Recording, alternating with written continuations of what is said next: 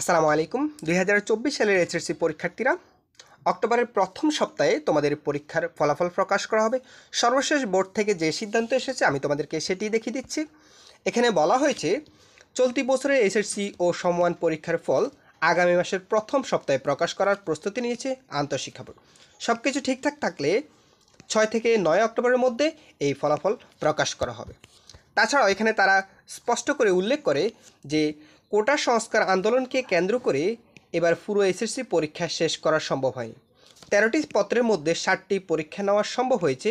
বাকি পরীক্ষাগুলো বাতিল করে সাবজেক্ট ম্যাপিং করে ফলাফল প্রকাশ করা হবে বলে জানিয়েছে আন্তঃশিক্ষা বোর্ড। বোর্ড সূত্রে জানা গেছে পরীক্ষা হওয়া বিষয়গুলো মূল্যায়ন প্রায় শেষ পর্যায়ে। বাতিল হওয়া বিষয়গুলো সাবজেক্ট ম্যাপিং করার পদ্ধতিসহ একটি প্রস্তাব নিয়ে শিক্ষা মন্ত্রণালয়কে পাঠানো হয়েছে। সেটি অনুমোদন হওয়ার পরপরই পরীক্ষার ফল প্রকাশের তারিখ ঘোষণা করা হবে।